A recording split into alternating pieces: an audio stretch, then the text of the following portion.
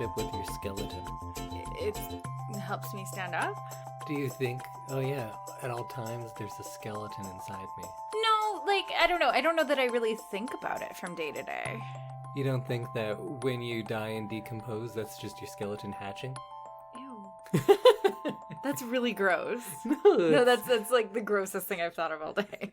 your skeleton is coming to life, and now it's skeleton's time to shine. I think a lot of people don't realize that there's skeleton. Well, they realize it, but they don't like to think about it. I like to think about my skeleton. You do? Yeah. You guys best friends? Yeah, well, it's kind of like the essence of me. So you are your skeleton. The core of me is my skeleton. But your skeleton isn't like a separate being from you. No. Okay. But I think people often use like, oh, at the heart of it. I think we should say like, oh, at the skeleton of it. At my skeleton, I'm really a, and then you could talk about like what kind of person you really are at the skeleton level. Oh, okay. Interesting. Beauty is only skin deep, but True. the skeleton is forever. Skeletons don't lie. Yeah. Wait, Can they? they might. Oh, I don't know. They tell when you lie, like that time when it goes, Lydia lied to her parents. Oh, yeah, that's right. That episode of Beetlejuice. Should we start this episode? Oh, are we doing something here? Yeah, let's do a podcast. Oh, sure. Hola y bienvenido a Mi encanta esto. Tú también deberías. Soy tu anfitrión Indy, el fantasma Randawa. Y esta es mi amigo Samantha, como se dice por seco en español, he's. ¿Cómo estás, Samantha? Bueno. ¿Y Mood- poquito borracho? I don't know. I can't remember what Sí. borracho is. This is hard. I didn't get ready for a Spanish podcast. But we watched a Spanish movie. We did. So we're going to do the whole episode in Spanish, right? Maybe. My mangled, mispronounced Spanish. There are people listening right now that are like cringing. Yeah. Jasmine's probably cringing as she runs. Well, I don't know what the word for should is. My Spanish isn't great, is what I'm saying. Right, okay. So I often default to French stuff because I know French. True. Or let's do the introduction in English as well. Yes. Do you want to know what I said in Spanish? Yes, I do. I said that I'm your host, Indy the Ghost Randawa, but Fantasma sounds Right. so much better. It It's one of my does. favorite Spanish words. It's a good Spanish word, yeah. El Fantasma. If I were ever a luchador wrestler, You'd my be name would be El Fantasma. Fantasma. And this is my friend, Samantha. Oh, And we're just friends. I said Fred because I didn't know for co-host. Oh, yeah, okay. So, and I might have said amigo instead of amiga. Yeah, you said amigo. Whatever. We're just friends. It's fine. Samantha, how do you say Prosecco in Spanish? He's. Oh, hello. And this is an episode of I Love This, You Should Too, and we are part of the Alberta Podcast Network, which is locally grown and community supported. Yeah. And we're here in the middle of Spooktober now, doing our second spooky episode. Spooky. Our first sponsor of the day is the Alberta Podcast Network, which we just told you we are proud members of. And some of our fellow Alberta Podcast Network podcasters are doing spooky Halloween episodes as well. So I shouted out a few last time. This time I have one called Quantum Kickflip, which is a sci-fi actual play podcast based on the game Slug Blaster. And it's an Edmonton-made tabletop role-playing game. Oh, wow. I don't know about this. Yeah. This is interesting. So basically the premise is bored teens travel to other dimensions using their modified hoverboards and fight monsters with souped-up devices. All right. I'm on Yeah. board. So the first episode of Quantum Kickflip took place on the first day of high school. And in October's episode, the crew travels to the walking pits and faces off against shape-shifting doppelgangers in an homage to John Carpenter's The Thing. Oh, I do like The Thing. And we're also going to talk about doppelgangers a little today. Yeah. So Quantum Kickflip can be found at quantumkickflip.com or anywhere podcasts are found. And their episodes about the walking pits will be released on October 13th and 27th. So, Indy, what did we watch this week? So last week it was my pick, so I chose the Spanish film El Orfanato, or The Orphanage, from 2007. I saw it in theaters back then. I really enjoyed it. I think I'd only seen it once since, again. But I claimed I love it, and I brought it to you for your first watch. So, Samantha, as the title goes, I love this. Did you? I'm at like 90% too. I love it. Wait, so 90% overall? Because you said love is at 80%, which is, I think, going to be part of your vows, I believe. No, like I'm 90% of the way to 80%. Okay. 90% of the way to 80%, what makes you 71? No, wait, that's not right. But either way, you almost like it. love it. Yeah. Okay. I like it a lot. You like it a lot. I took points off because I hate the anxious feeling I get when I'm scared in a movie. So this movie did its job, and that's your biggest problem with it. Yeah. Okay. Yeah. I get that, but it is hard when you're talking to people about like a movie that you think is really good, and their biggest problem with it is like, oh, I don't like that kind of movie. Mm-hmm. Because I'm kind of the mindset of anything done well, I will love. Like, I love a lot of romantic comedies. Mm-hmm. I love musicals. I love horror. I love everything if it's done well. Right. But you are more like, there's things you like and things you don't like. And you have a hard time kind of breaking through that. I do. And one of the reasons was because I enjoyed the story. I enjoyed watching it, but I didn't enjoy sitting through it because of how anxious I was the entire time. Okay, let's maybe talk about that a little bit, because I love movies like this because I have a hard time being scared. Mm-hmm. I don't get scared very often. No, because you've been watching scary movies since you were 6. That is true. I did see my first Friday the 13th when I was 6. Yeah. And I think I saw Return of the Living Dead then as well. But not until a few years later. Oh. But I'm perhaps desensitized, or perhaps I'm dead inside. Who knows? But when you watch a scary movie and you feel that, I kind of like the reminder of like something more visceral, because I think so many of our movies and so much of our life is meant to distance us from the harder emotions, from extreme emotions. Right. Everything we try to do is to make sure that you don't have to be like extremely hungry, extremely scared. You don't have to go through those things. Right. And I feel like I kind of miss that in my day-to-day life. Mm-hmm. As stressful as work or something can be, it's not the same as a true life or death experience. Mm-hmm. And neither is a scary movie. But it's as close as we get in a controlled environment. Mm-hmm. I think it's the same reason people love skydiving or racing cars or whatever. Right, because you get that brush with danger, but you're not ever really like at risk. Mm-hmm. Yeah, see, and I don't enjoy that feeling. That makes sense. I get it, because if it's outside of a movie, I do not enjoy that feeling. I wouldn't like to be scared in the outside world. But I do enjoy it in this controlled environment, because I know all of my anxiety is going to be done in 100 minutes. Mm-hmm. And that's kind of what I kept telling myself. But my instinct when I feel like that is to just get up and walk away. Then, and that makes sense, because that's what we're kind of conditioned to do. But do you find when you're scared and anxious in a movie like this that you can still watch it? Like you would watch another movie? Yeah, like I said, I really enjoyed the story, and I enjoyed like the film itself.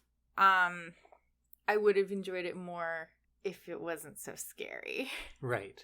Maybe I'm just a wimp. No, but it makes sense. It fundamentally makes sense, and it's probably harder to explain why I like to feel scared. Yeah. But I think people who like horror movies are just like, yeah, of course, I get it. Mm-hmm.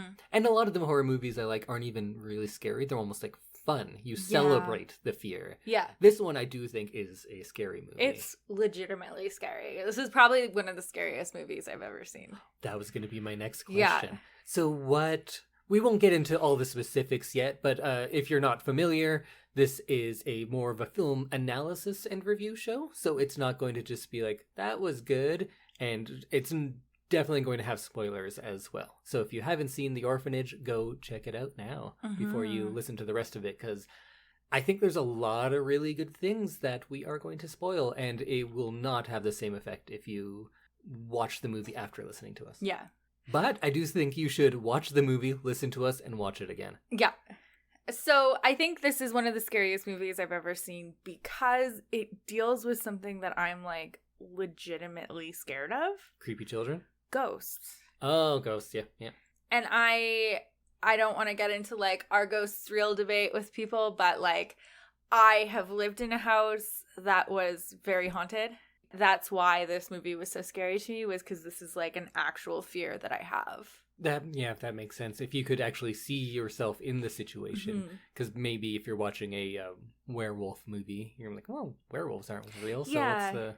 Like, I'd be, if I met a vampire, I'm sure I would be scared, but that's not really something that I expect to happen to me in my life. Let's talk a little bit more about this movie, kind of at a basic level first. So I made the mistake that I do every, 20 episodes or so.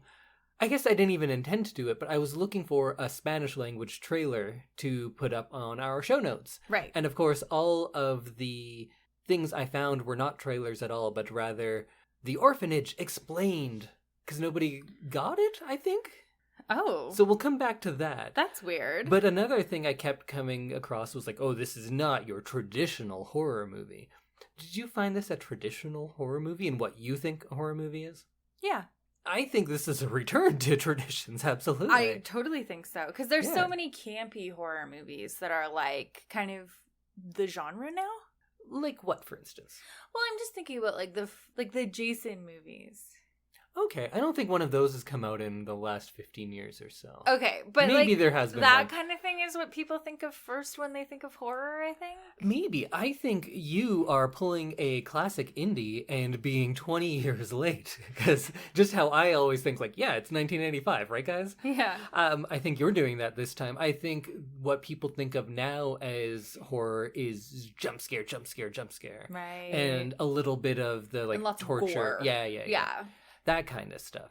So when I kept hearing that this is not your traditional horror movie, I think those people need to watch more horror movies, because this is absolutely a return to traditional horror movies. I think I actually talked about this in Beetlejuice, but all of the good, spooky movies, I think follow the same very specific steps.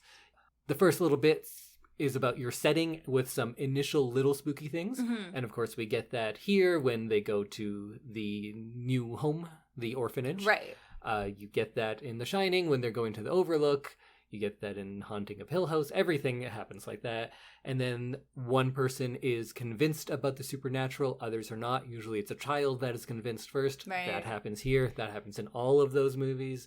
Then you get the possession and the call of experts, but those can be flipped. Right. The possession in this one is when they take, or we think they take, Simón away. Right. And then the call to the experts is when they have the woman come in and do her walkthrough of the house and talk to the ghosts and everything like that.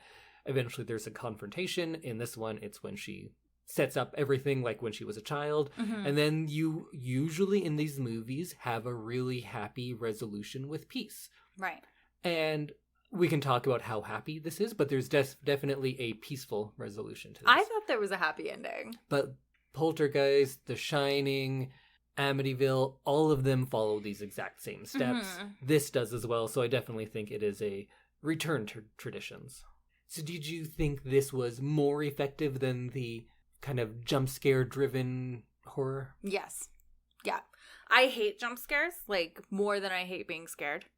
I hate jump scares because it's the anxiety that I felt throughout this entire movie in 5 seconds. And I feel like I can't do more than one or two of those in a movie before I'm just over it. I'm just no, this is dumb and I kind of hate this. Whereas they did spread it out and I could kind of deal with it. Yeah, there were a couple in here, but I didn't find them manipulative because I think I hate jump scares for a different reason. I find them cheap. Right. And when it scares me, I don't want to, like, applaud the filmmaker. It's like, oh, you got me there. Mm-hmm. It's more like, yeah, I could do that too. I could just go, boo. Yeah. It's not... Ah. See? Good reaction time on my Yeah. part. But this one, I found the jump scares, because there are a couple, but I liked them because we have this more long, drawn-out, suspenseful fear. And when you get a little jump scare, like one of them that actually scared me so much that I ended up laughing afterwards was when we see Benigna in that shed. Right. Because I was so scared, because they just had this shot of the shed. Oh, I know. It was a terrifying shot. And she, like, kind of blends in, kind of doesn't. Yeah, so then when you see her, she already has this appearance that is, it is both frightening and pathetic. Mm-hmm. And it's almost uncanny in a way, because she doesn't look, like, quite normal, Yeah. I guess. Yeah. So when you see her kind of blending into the wall and then you recognize it as a person, that actually did scare me. That was scary. I was scared. And I felt that kind of little jump scare as a bit of a release almost. So of that anxiety I had of going to that shed. So that's why maybe your instinct is to laugh when you get scared like that as well. Yeah. So yeah, I thought that one worked well. I think the jump scares in this there's probably maybe 3 or 4, and they're spread out throughout the entire thing, and I felt they were well deserved. They weren't out of nowhere, and it wasn't just a face jumping out at you. It was something that made sense to the plot. And one thing I really enjoyed about this movie is that it wasn't like kind of I'm gonna say like a current horror movie, because I don't watch a lot of horror, but the ones that I've seen, it's like kind of boring for the first hour, and then there's 20 minutes of like action, Right. and then there's like 10 minutes at the end to like wrap it all up, assuming it's like a 90-minute movie, which they're not usually, but if we're following the 90-minute formula, whereas this one, like you said, there was some kind of plot, but the spookiness started right at the beginning of the movie. I think it starts out at a great point. Yeah, you kind of got that spookiness all the way through, and not just like 20 minutes of really loud, really fast camera transitions. Yeah, it was a nice, solid ramp up. I loved the pacing of this movie. For some reason, I thought in my memory that it was a little slower and dragged a bit. Perhaps I was more impatient when I watched it last. Maybe. But this time I was like, no, it was a good pace. No filler, all killer. It wasn't that ghost movie that we watched. Well, that's not a horror movie. No. That's like a transcendental art house movie, a ghost story. But we bring it up a lot on we this. Do, because I did not like it. Yeah. Did we do an episode on that one, or did we just watch it? I had borrowed it from the library and was going to watch it, and you said, yeah, I'll watch this one. Yeah. And you did not care for it. I regret my decision after. But yeah, the overall feel of this, I loved it because I always think it's more frightening to wait for something to happen than to see it happen. Yeah. Whatever is in your mind is going to be scarier than whatever can be on screen. And this movie has so many chances to jump scare you or to show you something horrific, but it only takes advantage of that 3-4 times. And that restraint kind of adds to the anticipation and a different kind of fear, I guess. Because you're afraid of what is going to happen. And if I may quote Alfred Hitchcock, as I do, I think I've used this on this probably last year when we were talking about spooky movies. Probably. But he has this, I think it's published as a book, but this conversation with Truffaut, who is also a very talented filmmaker. And he says that the difference between surprise and suspense is that if people are seated at a table and a bomb explodes, that's a surprise. But if people are seated at a table and we, the audience, know there's a bomb under the table and there's a ticking clock, but they continue to play cards or do whatever it is, that's suspense. Right. And I think this movie is definitely full of suspense more than it is surprise. That's a good way to put it. I know a lot of movies that I bring you, in the horror, I always talk about, like, well, it's actually a metaphor. This is a metaphor for loss or the cycles of violence and all things like that. Do you think that about this movie? No, but I could be missing that. Oh, I think you're just second guessing yourself. I am guessing. I am second guessing myself because I feel like you always get movies on a deeper level than I do.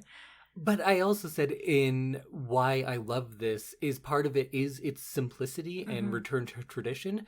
Because I don't think you can make an argument like, oh, there weren't any ghosts. It was all in her head. It was her dealing with her loss. No. Someone could make that argument, but you can easily dispel it like, no, look what happened. There's ghosts in this movie. Yeah.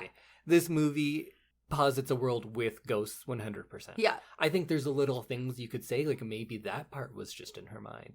There's maybe little things. Right. But this movie is about ghosts and haunted orphanage. Yeah. I think you could say that the supernatural element is an extension of her grief or is representative of it, but there are 100% literal ghosts in this movie, in my opinion. Yeah. But I think it does mirror grief a lot. And I think maybe as a film, you could say that this is representative of grief and it's a metaphor on that level. But in the world of the movie, there's definitely ghosts in that movie. Yes. So I was talking about how there aren't any Spanish trailers for this movie on YouTube, but there are hundreds of The Orphanage explained videos. Yeah. Do you feel like you got it? Yeah. Was there anything that you are like iffy on? No. I don't think so either. And I don't want to be like, well, I get movies, but I don't get what you wouldn't get. But that's also, this is like a good test because like I often don't get the same things from a movie that you do, but this seemed very straightforward. Yeah, so much so that at the end when there is a series of flashbacks to explain what happened, Yeah. if I have a criticism, I'd say like take out those flashbacks. We get it. We don't need that to explain it to you. Yeah, I don't understand why people wouldn't get this movie. Me neither. We'll talk about the ending. How about at the end of the podcast? Sure. And then we can go through things, and maybe there's little parts that I didn't get or that you didn't get, but maybe. But yeah, I feel like it was very straightforward and it was very self-explanatory, but it did a good job of explaining when necessary. Yeah, it's all about the fall of the Ottoman Empire. Clearly. Did we watch the same movie? I kid. Well, let's kind of start at the beginning then. I love how this movie sets things up because I knew the ending of it. I'd already seen it. So I was able to pay attention to the beginning and realize, oh, they tell you the whole ending at the beginning of the movie. And quite a few movies, especially scary movies, when you rewatch them, you realize that. And you get to see all of those little things. So where did they do that? The beginning of the movie is much like the end. So it starts with the 1, 2, 3 knock on the wall game. Yes, yeah. So I loved that. Right at the beginning, when Simón is in the cave, he invites what we then learn to be Tomás. Right. Like, oh, come home. Come to my house to play. And then, of course, that's why he goes over there, right? We do get really specific shots of things like the key before it's important. The key to that little locked drawer. The drawer, yeah. The shells. We have the sound of things knocking on walls, like metal things hitting walls. We have that very early on and people like making reference to that sound. And way before we get any word about Tomás and the other kids, we get to see a picture that Simón is drawing. Yes. And we don't even look at it then. We look at it later, but he's drawing it very early on in the movie. And the bit with those big stands that covers up the door later on. You get those stands like 3 times in the first 30 minutes of the movie. So it's showing you all of these things.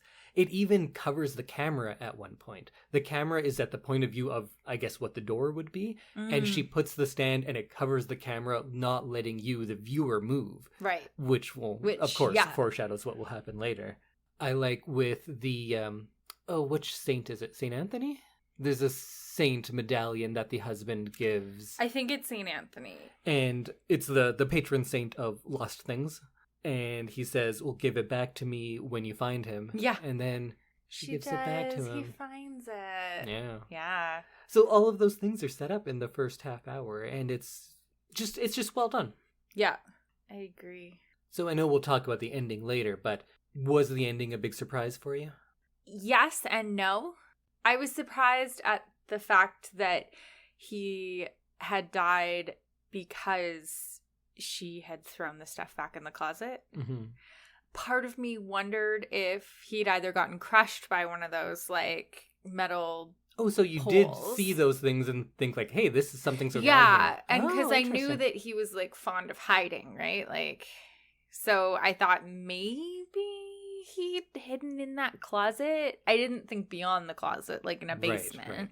But I definitely thought maybe he was hiding in the closet and he got like injured or hit his head or something when she shoved those things back in the, because she does it really roughly during the party. Yeah. And she really like throws them in there. Because she's in a panic. Because she's in a trying to find panic him. and she's angry that all of that stuff fell out. And so she throws it all back in. And I was like, I wonder if he gets injured because of that. But it was actually something different. You totally called it, though, pretty much. I did pretty much call it, but I liked the way that they came to that conclusion. Oh, okay. I definitely, the first time I watched it, did not think that he was just in the house dead somewhere. I thought it was going to be some sort of supernatural twist or something with the cave or something, but I didn't think that those big metal stands had anything to do with it. Those, I do remember going, why are they showing us that? I guess that's good attention to detail. Yeah. But I didn't think anything more of it. Yeah, I definitely thought that. Wow, good job. You're a real movie sleuth. Oh, thank you. I'll take it. And if you know the ending, you can look for all of those things, and it makes perfect sense because when she's going to sleep that day, we hear banging and then one louder wood snapping noise and then like a tumbling sound. Yeah. So we hear Simón die. We hear it. Yeah. I thought that was just like general ghost noise. Yeah. Not because like ghosts will often go. I'm talking about this like this is just like a normal thing, but like ghosts often use pipes or like things in the walls to make noise. Yeah, ghosts love pipes. Ghosts love pipes. So I thought maybe it was just like general ghost noise. Mm-hmm. The kids being, because you know at this point that it's like child ghosts. Yeah, and it's kind of paying on our knowledge of other movies where ghosts are always doing that, right? Yeah, so I assumed it was child ghosts, and I assumed it was like kind of sounds of mischief. Right. So I kind of thought that that's what that noise was, and not him actually falling.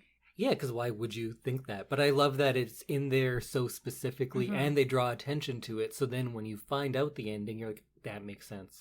As soon as she put the doorknob into and then revealed that it was a door, I knew that that's what has happened. Oh, really? Yeah. Wow, you got it quick.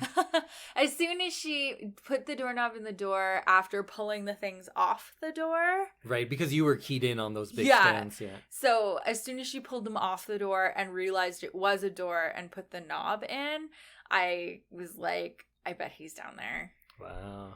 Did you think he'd be dead as well? Yeah.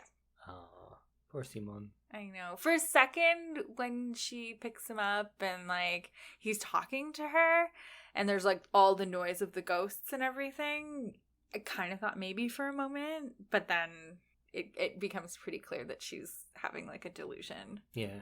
You think maybe, like, in some way these ghosts have been protecting him or something like that? Yeah, and that he's been, like... But then I also thought about, like, he's got HIV, and he needs everyday drugs in order to stay alive.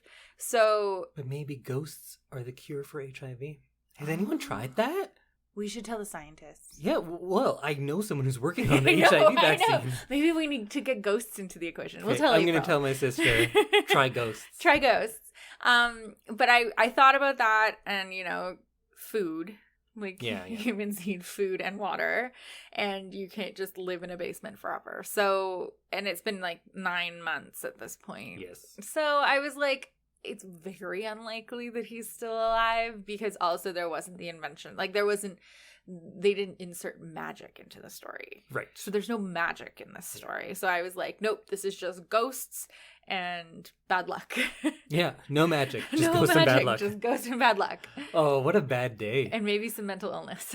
I wish my days had lots of magic, but no ghosts or bad luck. That's the perfect day. Yeah.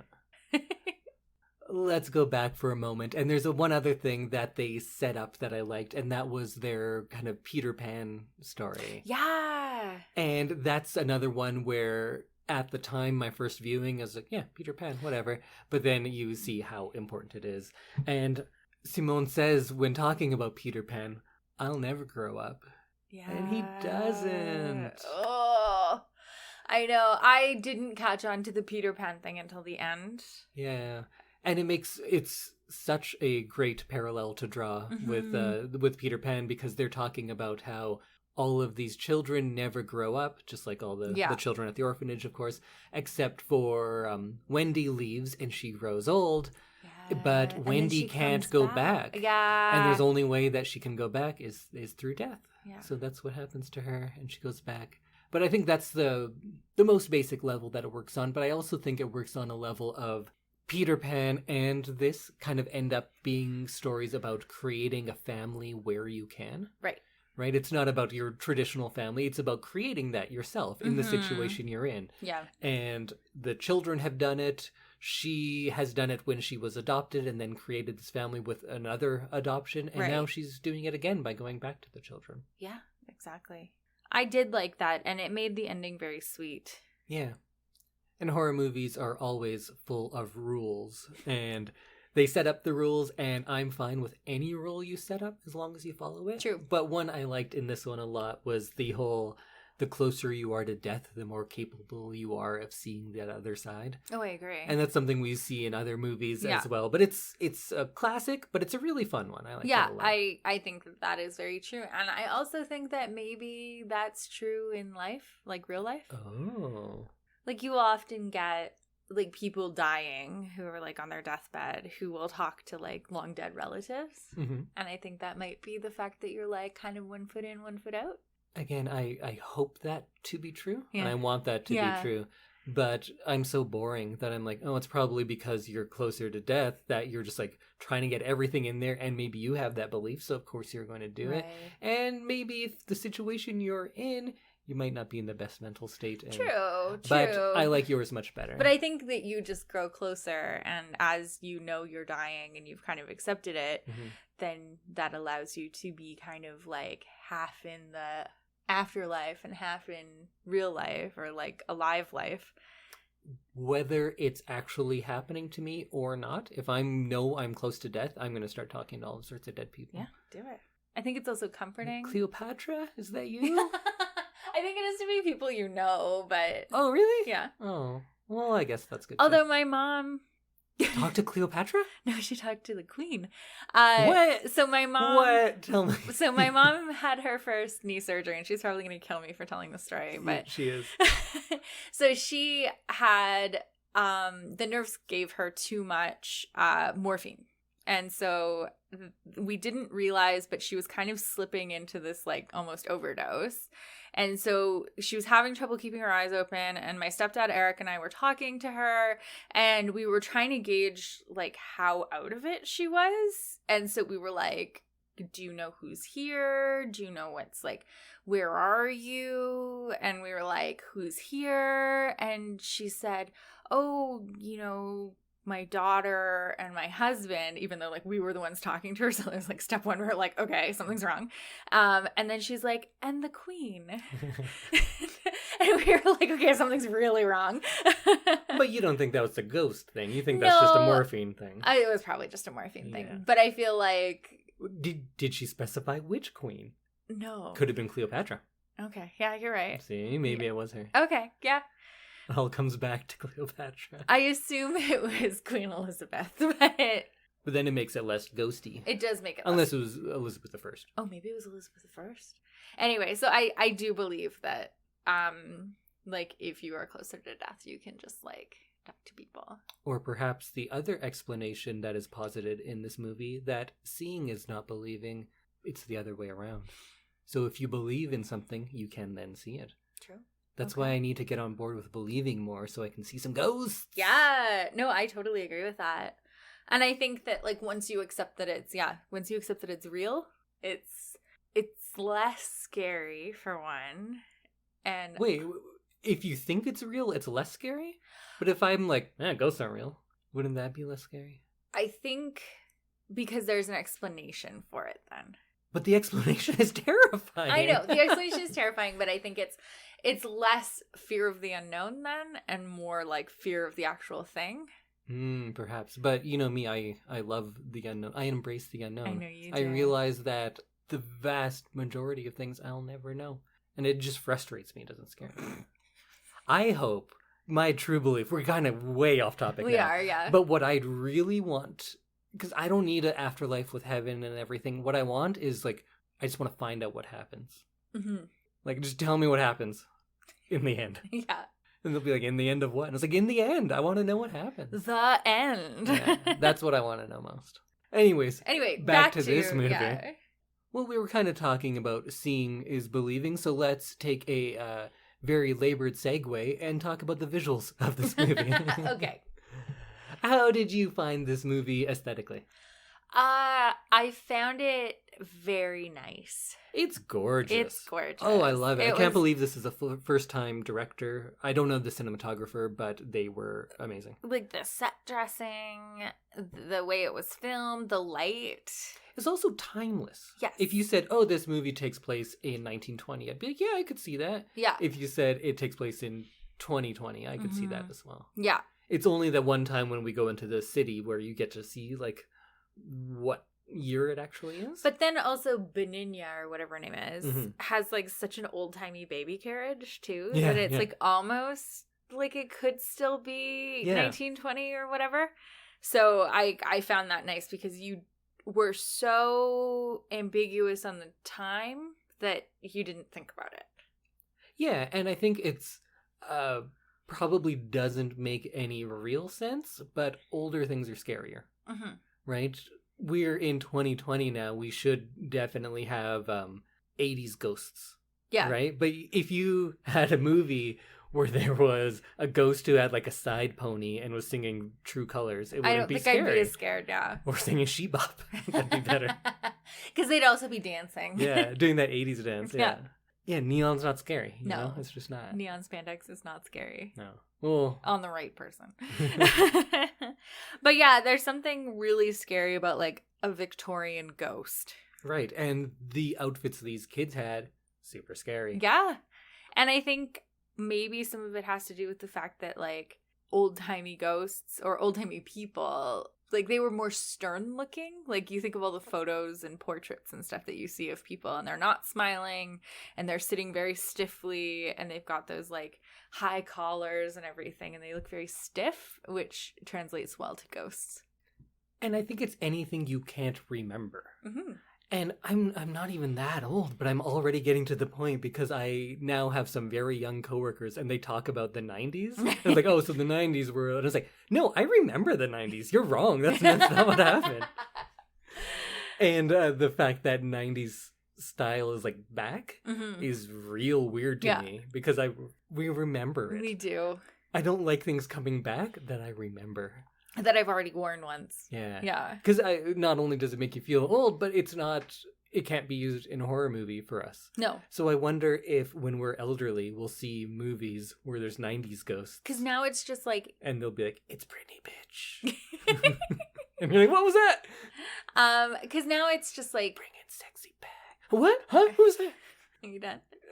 Probably have a couple more, but yes, go ahead. Because it's like it campy and nostalgic for us. It's not the past that we don't understand. Yeah, but it is for other people now. Yeah, which is weird.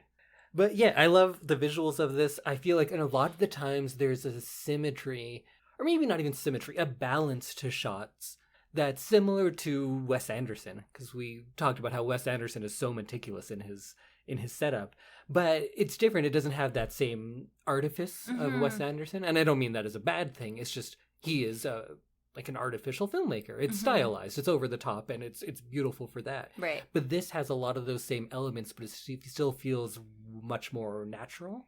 I love the lighting. I love how everything is blue when she's sad, and I loved in the final shot, or not the final shot, but close to the end when everything was that warm color when she's spinning and she had found her son.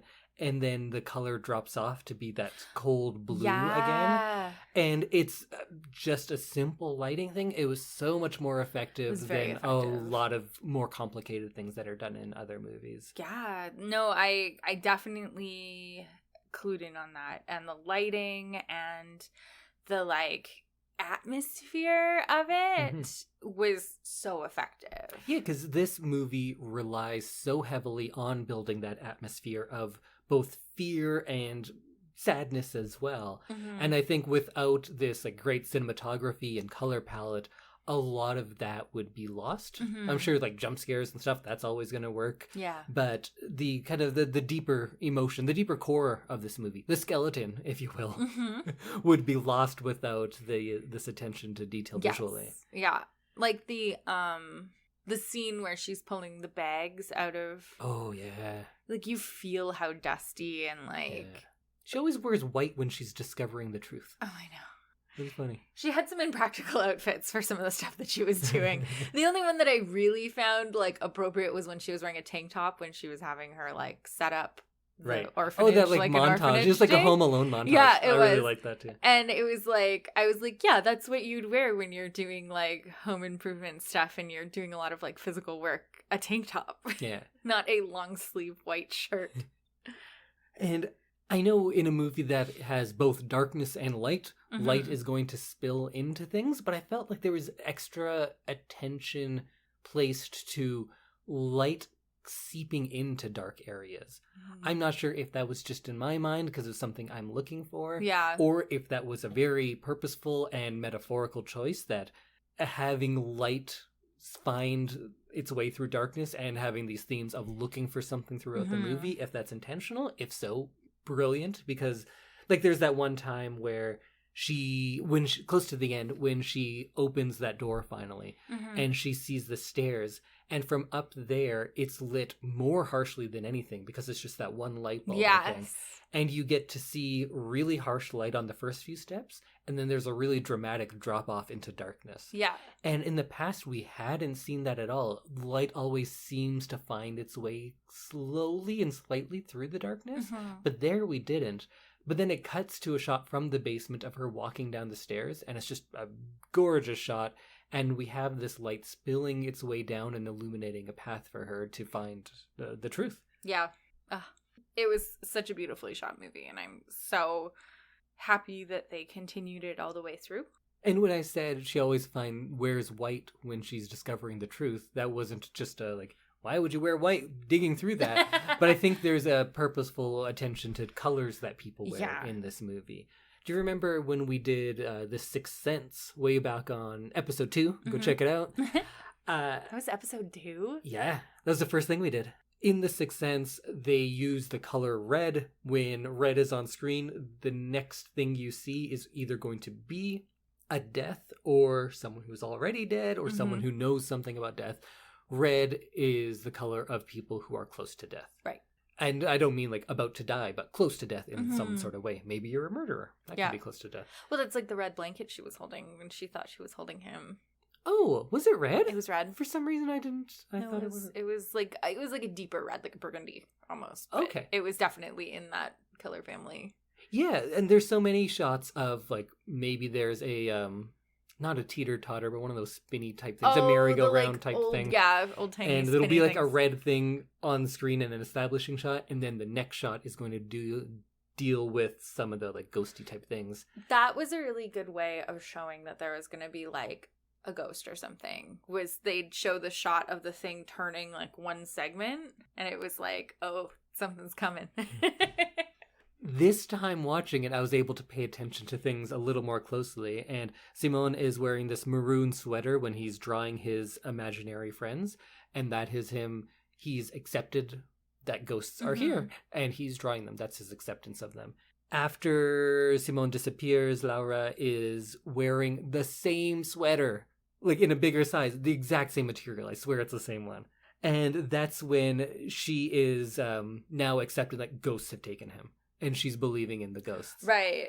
And then later on, Carlos comes, visits the house, skeptic the entire time, said, no, that's not real, I'm out of here. But at the end, he is accepting, right? He's wearing the same sweater. What? Yeah. The exact same sweater. I didn't notice that. I swear it's the same. It's the same material, at least. I'm sure it's in different sizes. Huh.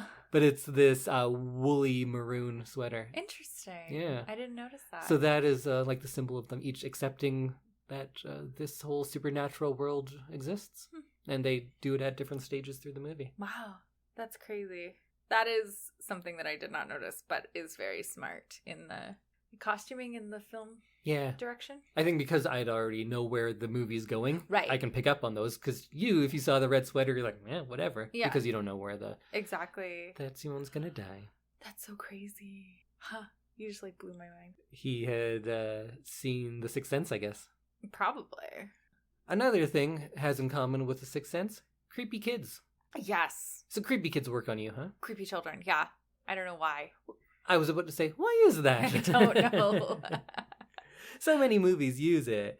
And I wonder what it is. Like, I think maybe it's that there's like a big dissonance. We think children are supposed to be like angelic and innocent. And then when they are evil or demonic, it's kind of like the most pure thing being corrupted. And that's like the big difference is the shocking part. Maybe it's that. Oh, that's totally it. But in this movie, I guess they weren't bad. None of the kids do anything bad. No. Except for Simón. He's a bit of a jerk. I feel like once Tomas realizes that she's good, that the mom is just trying to help, and that she wants to like create a connection with them so that they can so that she can find her son, then he stops doing bad things to her, like locking her in the bathroom or slamming the door on her hand. This is something I wanted to ask you about. Why did he do that? I think he was testing her. You know what I think? What? He didn't. He didn't? That was Simón. Oh.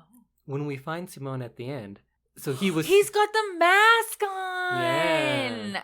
Oh. Because Tomas has no reason to hurt her. He's a victim in anything. We don't have any belief that he's ever done anything bad. He may. We don't know that. But Simón, right before that, she had slapped him... And he had slapped, like, she had a plate or something, and he knocks it out. He's in a rage because he's just found out he's adopted and he might die. Yeah. So you could give him some forgiveness being a child who just learned that to freak out and slam a door and push his mom. Yeah. It's not the craziest thing. It's a lot. But that's conceivable. And at this point, we don't have any reason to believe that was Tomas. Tomas has never been just like a full corporeal being walking around and touching things. True. And we do see that Simón was wearing that in the end. I think that was Simón. Yeah, you're probably right. It just makes more sense. It does, and I didn't think about it like that, but yeah. But you're not supposed to think that at the time. No. It's when you go back afterwards. But it is interesting that they have those flashbacks to clarify all those things. They don't have it for that. No. But I think maybe the fact that what he was wearing, that kind of tells you. Yeah. Right? Because they don't make any reference to why he would be wearing that. Yeah. So I think she slapped him. Yeah. He got mad. Ran down to, remember, he kept saying, oh, you had to come to Tomas's house, his little house, which was down in the basement. Yeah. So he goes down there where he has been and probably does talk to Tomas, puts on the costume, the outfit that he was wearing, goes up there, pushes his mom, slams the door, and then in fear probably retreats down, goes back into the house, and then when she's going crazy looking for him because she thinks there's a ghost child around, he tries to come upstairs. She throws that stuff in, locks him in there. And he probably wasn't banging to get out immediately while everyone was there because he was probably hiding because he's going to be in trouble. He just pushed his mom. And then that day, she has to go to the hospital, right? Because she breaks her leg. Yeah. So if in like a few hours, why they didn't hear him, they were gone. And then that night, they do hear him. And that's when he falls and I guess breaks his neck or something. That's so sad. Yeah. That was like so sad. When I realized that I was right and that he had actually fallen down the stairs and like died. Yeah, and the mom, the last thing she ever did was slap him. I know. Yeah, sad movie. Yeah, it is sad. Well, I guess we've talked this far, but we've never really talked about the characters. There's only a few. Yeah. But what do you think? How about Laura? I liked her. Great performance. Amazing. I feel like in movies like this, sometimes the fact that the character like goes to the school or whatever before is used too much as like a crutch for why they're back there. But I think her returning and her having some knowledge of the house really helped the story along, because it's not like, oh, how did she know to look in here, or like how did she know where that was? And so it kind of made sense that she wanted to come back and make this like a school for like kids again, and to like reinvigorate the house as it was. I think that made sense, and it wasn't kind of gimmicky or like used as a crutch to kind of explain the whole movie. No, I feel like every character in this was very grounded in reality. I think in a lot of these movies, you have the point where the wife believes, the husband does not, but it's so extreme that he's just like, what? No, that couldn't happen. And Carlos is a bit like that, but also like seems reasonable. Yeah. I see his point. If this was the real world, I don't think his actions are like crazy to not believe that there are ghosts, because he's like a doctor. He's like, no, there's no ghosts. Yeah, he's got that science brain. Yeah. I think he's going to only believe in what he believes in from a science perspective. Yeah, and then on the other side, the mother character often goes like so far into hysteria, right? Yeah. That it's less grounded in reality, and she gets pretty far, and she has every reason to, because her child is missing. But I never felt like it was too much or melodramatic. It all seemed very appropriate for the situation, which was a really drastic situation. It was, yeah. But her performance was amazing. Off topic again. Can you imagine being Carlos and going back to the house because he hasn't heard from her in a while and finding both of them? Yeah. I think initially I thought, like, why would he leave her there? But she does like literally say, I just need 2 days to say goodbye, and then we can move on with our lives. I also feel like he's at the point where he sees that there's kind of no hope. Yeah. Like he's I feel like when he leaves, he must have been like, it's probably the last time I'm going to see her because she's so far gone. Oh, I didn't feel that. Oh, I felt like that. I felt like he was trying to do anything to remove her from the situation because he still wants a life with her, even though it can't be the three of them anymore. And he's even willing to say, like, okay, fine, you can stay for 2 days and then let's move on. Yeah. And I think that's what he wanted because he has lost hope with finding Simón. Yeah. It's interesting we both took it different ways. Yeah, I think I'm more sympathetic with him than a lot of people are. Maybe it's just because normally the man in that role is so terrible that when this guy is just like, yeah, he's fine. I think the worst thing that he does always is when he says like, oh yeah, it's my turn, I'll go get up and get him, and then doesn't get up. And then never does it. Yeah.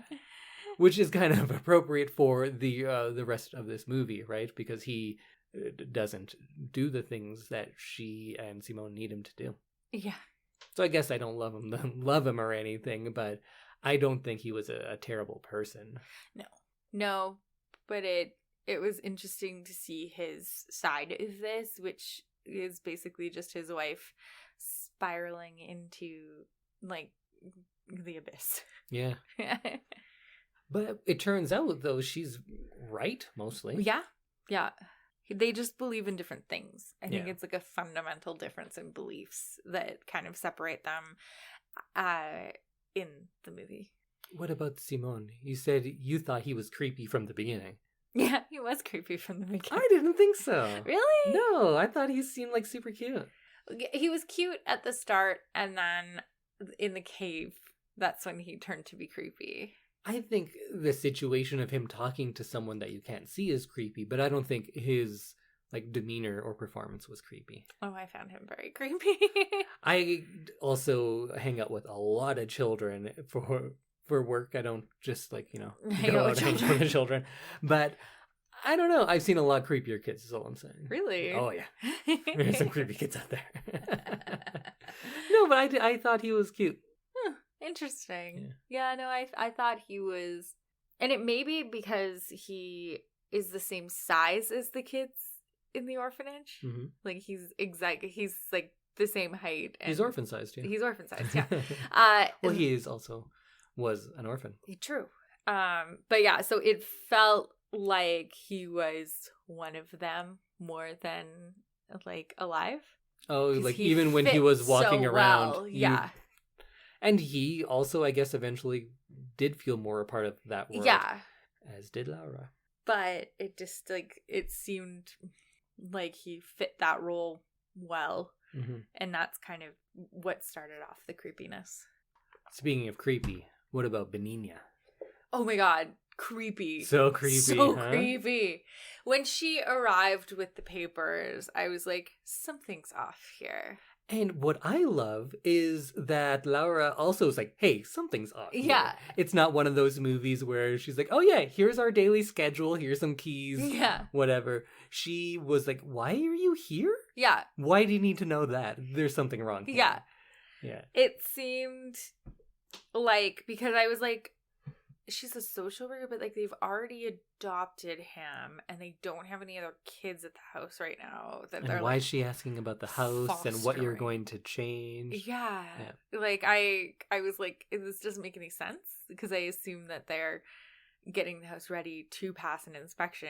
Why would the social worker be there already? Yeah, and that makes me appreciate this movie more because the characters are competent and she was able to be like, hey, there's something wrong with me here. Get out of my house. Yeah, she just wasn't like, oh yeah, just come on in. Here's a key. Like, and then one of the first really scary parts is when it's her in the shed. Yeah. That was super scary. But then it's also kind of like whimsical, the music that they played when she ran away. Bit, yeah. That was an odd choice. But I guess she is an odd character because you're not sure if she's threatening, right? Because even when they go back to look for her and she's carrying the big stick, Carlos is like, what are you going to do, beat up an old woman? And she's like, oh, okay, and puts it down.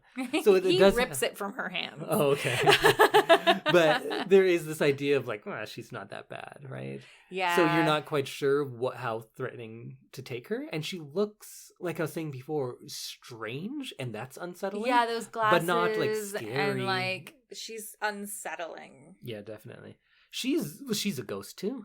She's not in a literal sense, but she is someone who is stuck in the past and she's living in that world. So she's also someone that's kind of out of step with time. Yeah. Why did she murder the children? Because they murdered her son? Well, it's Jason. It's Jason Voorhees. Yeah. But you haven't seen those. No. But you know it's Jason. I do. I know a little bit about it. So, well, maybe I won't draw the parallels just in case I don't want to spoil the Friday the 13th movies, but I'll just say why Benigna feels this way is that all those kids took her son, Tomas, to the cave. They took his mask off and said, hey, come out. And they're making fun of him. Yeah. And of course, he wouldn't come out. So then he was in the cave and drowned. Mm-hmm. So she killed all the people responsible for her son's drowning. Yeah. Very Jason-esque. Okay. Yeah, so she was creepy. That, like, that shot where they remove the thing off her head and you see her jaw just like... Oh, yeah, that was like the only gory thing in the movie, really. And it was just awful.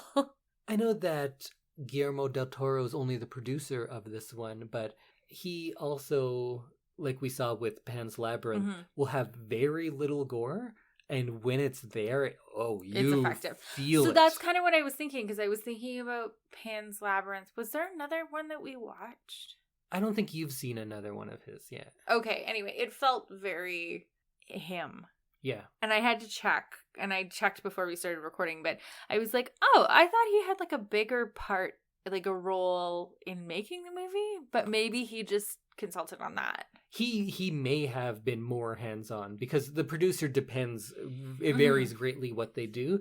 In this case, I don't know too much about it, but I know that the director and the studio went to him specifically because they said, if we have you on board, we can get more money. Right. And he was like the biggest Spanish director around at the time. And I think the director... Well, one of the top 3. I think the director is actually friends with him. That makes sense. So maybe they did have that, like, consulting, like, hey, we need something gory, and, like, do you want to go all out on this? Or it could even be as simple as they're using the same production people that he has used in the past. So makeup artists, yeah. But it felt very Del Toro of no gore, and then when you see something, it's not even the most gory, because there wasn't even much blood or anything, but it's so unsettling, disturbing in a really visceral way. Right. Yeah. Right? Like, it was that view of you look at it and you say, that's not how it's supposed to look. Yes. Basically. Yeah. And her jaw was basically like, you look at it and you go, oh, that's not supposed to be like that. So it worked because it's so jarring to see the bottom of someone, like the bottom half of someone's skull like that. Yeah. And he tried to give her mouth to mouth. How? Oh, I assume, so he's a doctor, he knows what he's doing. I assumed he did like the seal with your hand kind of thing. Maybe. Because it doesn't, like, yeah, you should have a tight seal, but you can kind of do what you can. Yeah, true. It was just so open. I was like, did he stick his whole face in there? I thought maybe he lifted the jaw, like, up and then used his hand to try to form a seal. But, again, specifics that don't really matter. He did what he could and he failed. Yeah. I think she was already dead. Yeah. Until she wasn't. Yeah, that's one bit that's very horror movie and didn't really fit in with everything. Okay, I thought being that too. entirely real because it seemed like a movie thing. And I forgive it because I think that they want more jump scares because this isn't that type of movie, but they know that's more marketable. That's what sells, yeah. So they threw one in and then people are gonna, it worked. Yeah. So, we both jumped. So I forgive it then. Yeah. There was a couple times where we both jumped. And one time where I didn't jump, but I kind of did. And I praised you and for you not praised jumping. me for not jumping. I had my hand under the pillow and I just like squeezed it really hard because I kind of could tell it was coming. I think the only one that really got me was in the shed when it was just a pan and like I didn't see Benigna there, but then you see her suddenly. And that one got me. Yeah. Oh man. One other character I wanted to mention was I don't even remember her name, the medium, Aurora, I think it was her name. Yeah. But I just want to say that is Geraldine Chaplin, who is Charlie Chaplin's daughter. Oh, really? And she has a very, very extensive career, but it's not known terribly well in North America. Oh. She's American. Chaplin was British, right? And she had like kind of a decade-long career in France doing French movies. Oh, wow. And then she had a decade in Spain doing Spanish movies. That's crazy. Yeah. That's a really interesting career, and it's kind of sad that people don't know about it. Also, I love that she kept her last name. Yeah. Well, people don't know about it as well here, but she's worldwide is very well known, has won all sorts of awards and things. And then the director of this went on to do some bigger American things, and she was in some of those as well. So I think she's in one of the Jurassic World movies. Oh, really? That's odd.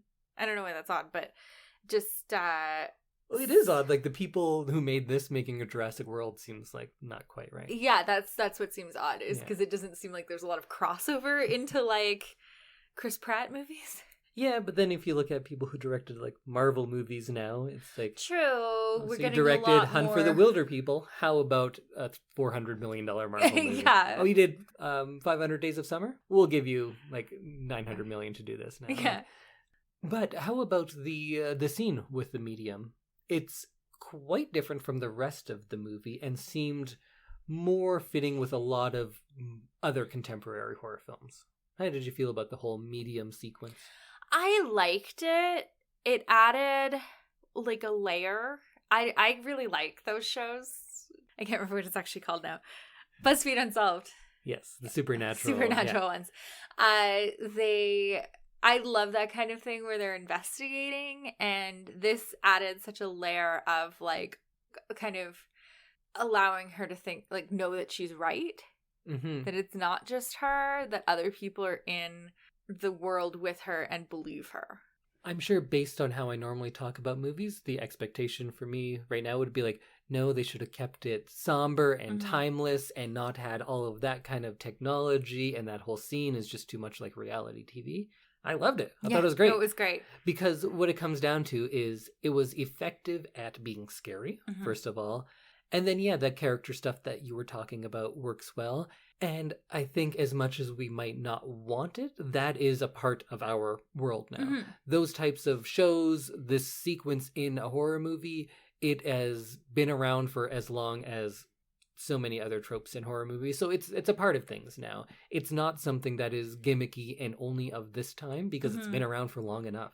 And when it comes down to it, when all of those kids were screaming for help and saying they're sick, someone help us, it was one of the scariest parts of this entire movie. It was just like, it was so upsetting. I don't even know if I was super scared. I was just like so upset by that. Oh, I was scared too. I was probably scared too, but yeah, I found that really drove home the point of them being like lost children, not so much like malicious. Yeah, and because of course we find out that none of the kids do anything bad. Yeah. They just want to. They just want someone to take care of them. Yeah. I also love that scene because it is one of the best examples of not showing everything. Mm-hmm. Because in a lot of horror movies, I'm on board until they show like the demon and the or the witch in The Conjuring and things like that. Yeah. Then it's much less scary to me. And what I love is even if they, of course, can't show the ghosts because they're kind of invisible to us ghosts. At that point. Yeah. They do a great job of showing the reactions of the people watching rather than showing the thing itself.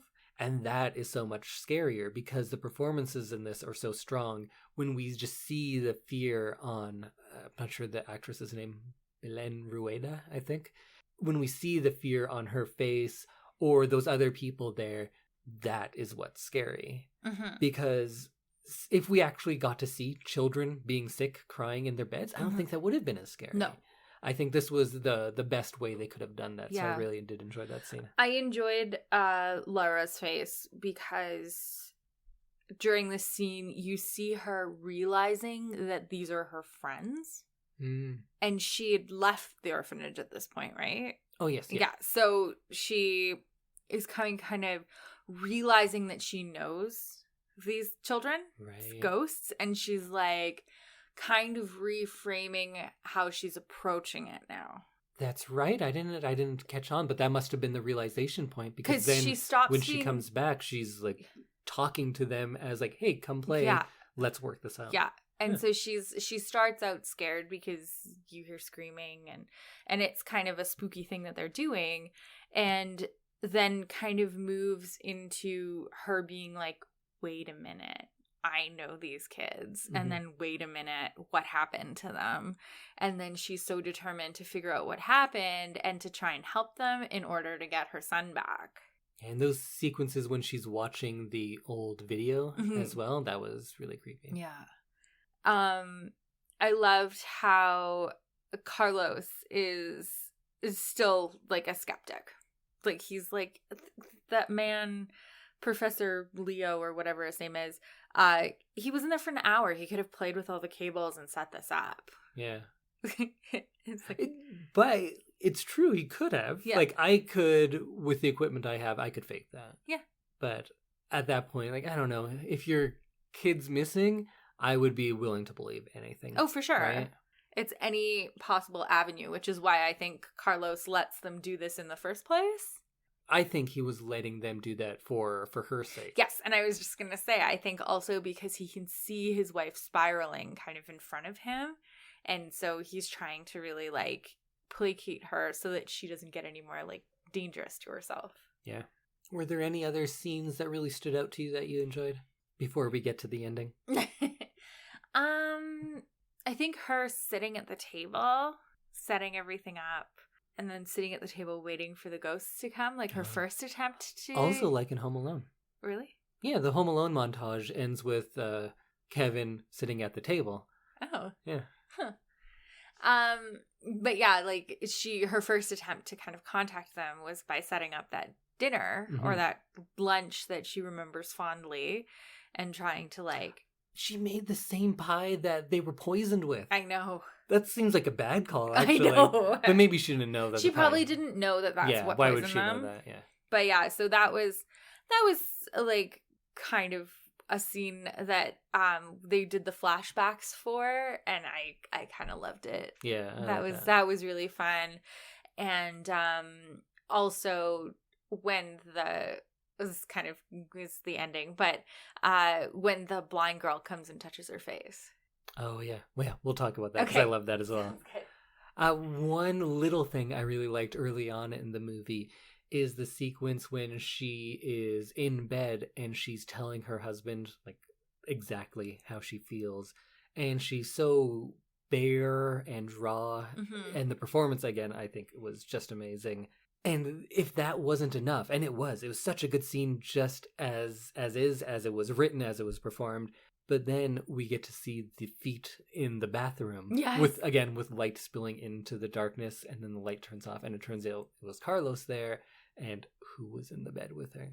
I think that one is maybe one you could say that could have been in her mind. But either way, I loved her performance there, and how quickly she was able to transition it from this just desperate, broken mother into the fear of what could be behind that door. Yeah, that was a really good scene. Well, we've been talking for quite a while, so maybe we should get to the ending of this movie. So like I said, there's a lot of parallels with the beginning and the ending, both with the knock on the door and the game, because at first it's for Simón so he could find his coins, because the game is that they take your treasured thing. Yeah. And then you have to solve clues. Solve the clues and find it, and then you get a wish. And oh no. What? Isn't his wish that his mom and him can stay and play with them forever? Yeah. Did his wish kill them? I think all the pills she took killed them. But none of that would have happened. Maybe it's the will of the ghosts. True. The will of the game. Ooh. Probably not, but he gets his wish. Yeah, he does. He gets to stay and It was play a with his total friends. monkey paw wish. Oh. What's a monkey paw wish? Oh, monkey paw wish. It's from another... What is it from? Is it a Twilight Zone episode? Twilight Zone movie? Anyways, the monkey paw is... the story is that this person gets a monkey paw and it grants you wishes, but everything you wish for has like a terrible twist on it. Okay. So you wish to play forever with your mom, you can. You both die and you're playing forever. Or you wish for a turkey sandwich, turns out the turkey's a little dry. There's going to be some people out here that get that reference, and they're going to love it. But yeah, so there's the game is paralleled, and because her most precious thing has been, she and we at this point assume, taken by the ghosts. And she picks up on the game pretty quickly at first, but it's just the doorknob that stumps her. Because I think that's before... Did she have the doorknob for like 3 months? I don't remember when she got the doorknob. But either way, she does the first clues quite quickly and then has the doorknob. I can't figure out that part. And she checks all the doorknobs in the house. Yeah. She's going around everywhere and can't find it. And of course, it's very hard. But the ghosts lead her to that room, I think like 3 times. And she just can't like put it together because she doesn't know that they're on her side. Yes. Right? But I love how watching it a second time, you can see that they were trying to help her throughout the movie, and we and she were just not able to pick up on it. True. And then with the 1, 2, 3 knock on the wall, that game, which was of course great, I loved that so much, but that was another parallel in the end, and I loved how that was shot. Yes. Because I think in most modern movies you would have the knock and then you'd have a jump scare, a real quick cut, and it would show that. But this was so much more effective and so much more representative of the feeling of this movie as a whole, because she would say it and then you get this slow, painfully slow pan. Yeah, because she's scared. Yeah. She's scared, but she's doing this because she wants her son. And so she turns so slowly at first and nothing happens. So she's like, okay. But even when she looks, it takes the camera a lot longer. Yeah. And that's what this movie's about. It's not about that quick scare to startle you. Yeah. It's about what am I going to see and how long can I prolong this before something scary actually happens. And then the time when you actually see one first in the doorway and then like the group of them. Yeah. Did that scare you? Yes. When the door opened, I was scared. And you're like, it's like the shed scene where you're studying it really hard to see if you're missing something. Yeah, because what's in the darkness? And then like who's in the doorway or whatever. And there was nobody in the doorway. I think there was like a desk on the other side of the hall. Not the first time at least. But it was just like, what am I missing here? Because in a jump scare kind of heavy movie, it would be in the first one. Yeah. Or maybe the third one, but it would be all at once. Yes. There wouldn't be this build. Yes. And then as you see one ghost child and then you see all of them and they're slowly moving forward and they look uncertain as well. Yeah. Like they don't look like they're playing. No, they don't look like they're playing. They look like they're like, should we be doing this? Like, should we be showing ourselves to this person and like slowly kind of like approaching? Yeah, but also that's the game, right? You have to be perfectly still. And then after they come close to her and they tag her, I also love this choice. There's so many times where she could scream in fear, and any other movie they would go for it. Yeah. She doesn't. She takes a moment and kind of collects herself and is resolved and strong. Yeah. And that was a beautiful choice and performance as well. That it wasn't a jump scare. It wasn't her screaming in response to it. There was just more depth to all of those. Yeah. Yeah. And she is very clearly on a quest. And she like takes a moment to remind herself what her goal is, and then runs after them. So then she figures things out, goes down to the basement. We have the scene where we think he's okay, but that was just her wish fulfillment, I guess. Yeah. And I don't know exactly what to take away from that whole sequence. Like, is that her mind doing that to her? Is that some sort of supernatural thing? I'm not exactly sure what to take away, but I'd take it as just that's what she was hoping for. And she wanted it so badly that she sees it for a while. I think so. I think at this point she's had a little bit of a mental break. And she has been taking those pills all day. Yeah. Also, is she ill? No. Because at the orphanage, it's for children who have some sort of difficulty in one way or another. People are blind or they have a brace. And when she's talking to the medium, and the medium says people who are closer to death can see this, and she pulls up her arm and Laura has that mark. I wasn't sure what that was from. Do you know what I'm talking about? And then the medium also has all sorts of marks all over her arm. Right. And she takes pills throughout the movie too. Does she? Yeah. Oh. But she's also said she hasn't been sleeping, so maybe those were sleeping pills. But if they're sleeping pills, why is she taking them in the middle of the day? I was thinking they were pain pills after her maybe accident when she hurts her leg. That's very possible, yeah. Yeah. But they definitely don't say there's anything wrong with her. But the fact that she was at that orphanage and the medium says those of us who are closer to death, it makes me think that something was going on there. But I guess it doesn't really matter. No. But it does just link her closer to the kids again. True, yeah. But yeah, she goes to the basement and it turns out that Simón is dead, and we get she's led to find the body, just like the ghost had they'd been trying to show her. Yeah, for a while now. And so when she pulled the mask off, you were quite aware of who that was going to be. Yeah. And when you see the curly hair, and I like the face they did on it. It wasn't like gruesome, but it was clearly someone who's been dead for a while. And someone who died in pain. Yeah. Because he clearly fell and yeah. Well, I think the reason the writer or director or whoever it was made him fall is because, as tragic as it is, it's almost a more merciful death than if he had just been left there without his medication to die from HIV and to turn to AIDS, or starvation. Yeah, it was kind of a small mercy, almost. A little bit, yeah. And we're already killing a child in this movie, and they're like, okay, can we make it a little more palatable? Yeah, and I think maybe that's why. And plus, it would make it more difficult if he was down there alive for days, because then he could be making noise more often to help her find him. Yeah, and then it's like, why didn't she find them? Yeah. You had so many opportunities. Why didn't you? And then she lets out that scream, and she has not been the one to do that out of fear this entire movie. And then when she's saying no, no, no, and it's reverberating throughout the house, and we get these shots of the house and the rooms being perfectly still, and just her anguish screams going through it. I thought that was it was pretty devastating. And again, great performance. It's so good and so well shot. Yeah. Well, then we get into the kind of almost second ending, because she takes Simón up to the room where the beds were. You see there's 8 beds there? There's only 6 of them. It's like they knew they were going to stay. There's a lot of little things like that where the ending is kind of shown to you earlier on. Yeah. But like you were saying, that one part where the blind girl touches her face and says, "It's Laura." That was so sad, but so sweet. I might have almost cried. Oh yeah, of course. Yeah. That was such an emotional moment too, because you feel like the release of all that grief almost. Yeah. Because she realizes that she gets to be with her son and all of these people that she cared so much about in the end. Yeah. So I liked the ending of this movie.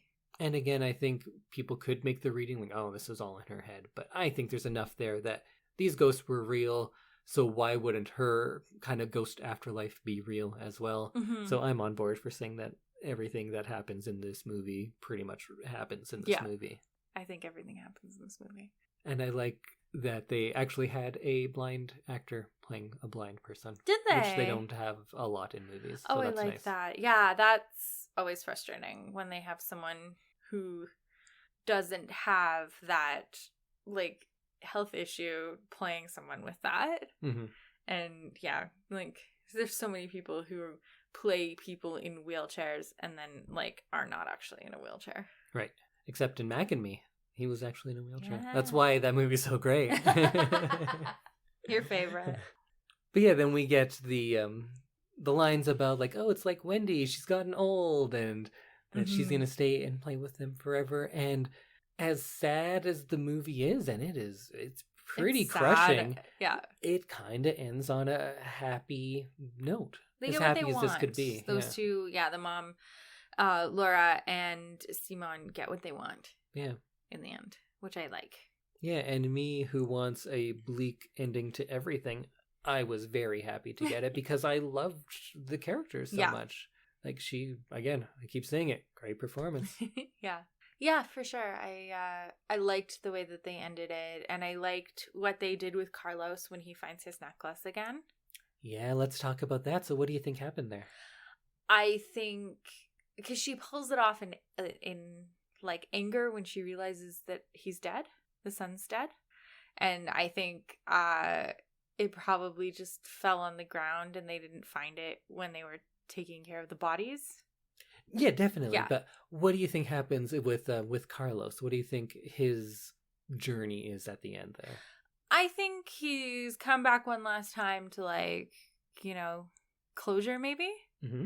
And I think he gets it because I think he realizes that she's okay and that somehow she found their son. So do you think he believes? I think he believes. Do you think he sees them?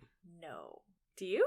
Well, I think I agree with you because with my whole sweater bit that I talked about earlier, he's wearing that same sweater. So that is like a little subtle way of saying that he gets it now. Yeah. But I think when he finds the necklace, which was going to be returned when she finds Simón, so now he knows. And I think that's enough. But they did go that extra step of having those doors open in front of him. Right. I think it was just her way of telling him, like, it's okay. Mm-hmm. I'm at peace and I have our boy. And I think it's a really different image to have these double doors open and a soft breeze come through than doors slamming. And all that light, right? Like, because it's like bright and summer light and it's very like daytime calm. Yeah, it's open and it's warm and it's accepting. And I don't believe he literally sees them, but I think he takes this as a message of both with the necklace and with those doors moving and that breeze kind of coming through that we're together and we're okay. Yeah. And he takes that away. And I think that's enough. I agree. And then he kind of smiles, and normally I'd be like, well, they don't need that, but I kind of loved it. No, because you can see him kind of accepting and moving forward. Like, you know that he's going to be okay. Yeah. Because he knows that they're okay. Yeah, and him smiling and leaving doesn't make you think, like, is he going to stay there and look for them? Is he going to kill himself? No, because we don't want, the movie shouldn't go to those places. No. And his character shouldn't go to those places. And we can see that he's like, okay, I can move forward. They're not stuck in, somewhere awful. They've got each other. Yeah. But my rationale comes in and I was like, look, anything is hell if you do it forever. Right? Like, sure, you're with your son, your most cherished thing in the world, but just every day, forever, no change. Mm-hmm. That's hell. If you do anything for long enough, it's hell. It's true. That's But that's not what the movie is showing. It's that they got what they wanted, and these children also kind of get what they want. Yeah. It was such a happy ending. Yeah. As happy as a movie about a small child with HIV dying alone in a basement and then a mom killing herself when she finds him could possibly be. Oh, God. In a house full of murdered orphans. When you put it that way, it sounds awful. Whose bodies were burned in the furnace Yeah. and remained there for When decades. you say it like that, it sounds terrible. And another child who was teased because of his facial deformities and left to drown in a cave. But yeah, pretty happy. Thanks for ruining my final point. No, but that's I joke, but also how great of a skill as a filmmaker to have all of those elements in a movie and then have you go, what a happy movie. Yeah. Right? Yeah. It's good work. Good work. Good skill. Good. It is an expertly crafted movie, It I'd is. say. Performances, direction, cinematography, script, all of it I think works great together. It doesn't have any single element that I could just dissect and talk about for years. It's, I don't even think, a huge metaphor for something else. I think it's a great story and it's heartfelt and nuanced enough. It's like a good fairy tale is what this movie is. And I think, of course, they know that. I said that thinking that I just came up with it, but then I realized, oh, they clearly went for that with all of their Peter Pan references and just how these children are going to live on forever. No, you're the first person to put that together. Samantha, any final thoughts on The Orphanage? You were 90% to loving it. I'm still 90% to loving it. What? Not even the 91? This conversation didn't make you... 95% to 80%. So out of 10 is a 7 for you? 7.5. Okay, I'll take it. I know you don't like it when I do 0.5s? 0.5s. Yeah. We have a 10-point scale, and you're always like, 7.3 repeating. Yeah, that's how you know. Yeah, I love it. I think I appreciated it more, perhaps, this time. So ideally, I think you should watch this movie, listen to us, then watch it again the next morning. Watch it at night when it's super scary, and then watch it again the next day. It was definitely super scary. Yeah.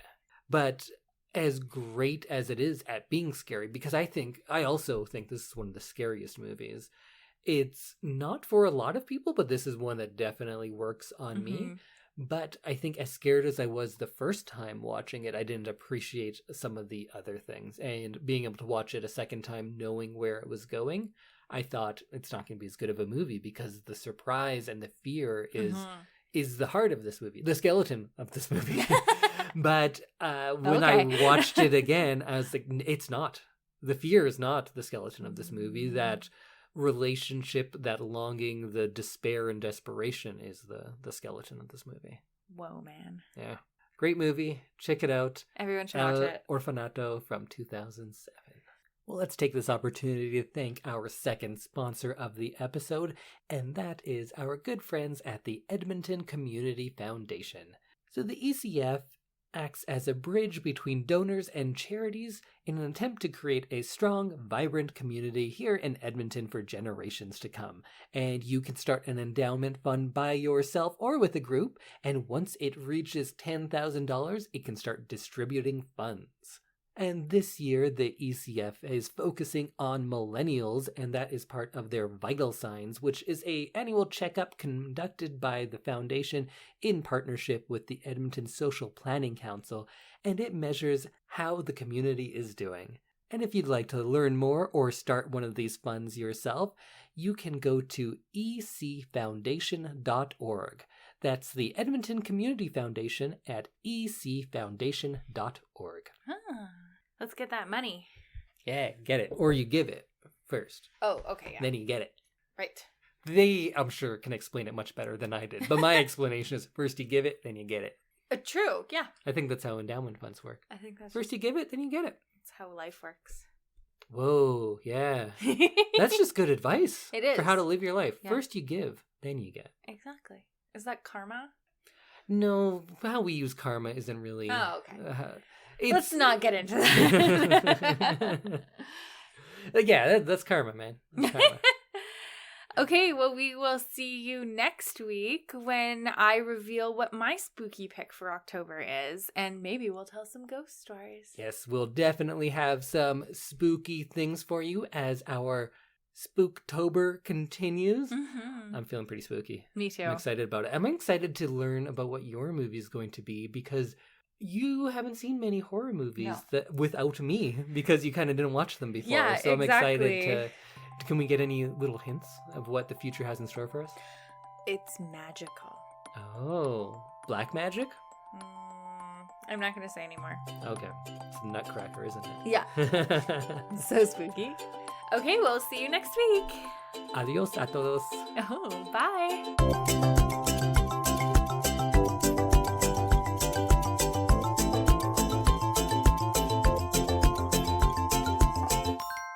Like, if you ask me right now, I'd probably be on the side of like, no, I don't believe in ghosts, but I really, really want to. And for the time when I'm watching a movie like this, I 100% do during the movie. And I'm trying to carry that over into the rest of my life. Into your real life? Yeah, absolutely. Ah, what's that? It was a ghost. See, like that. There's no ghosts in our condo. You don't know that. This is a ghost-free zone. I'm not sure about that. We are also moving next month into a ghost house. There's no ghosts in the house. There might be 6 ghosts in that house. 6 ghost orphans. What? Yeah. No. Mm-hmm. No. Guillermo. Laura. Benigna. No, Benigno is the mom. Yeah, but in our house. Oh. That's one of the ghosts. Okay, gotcha.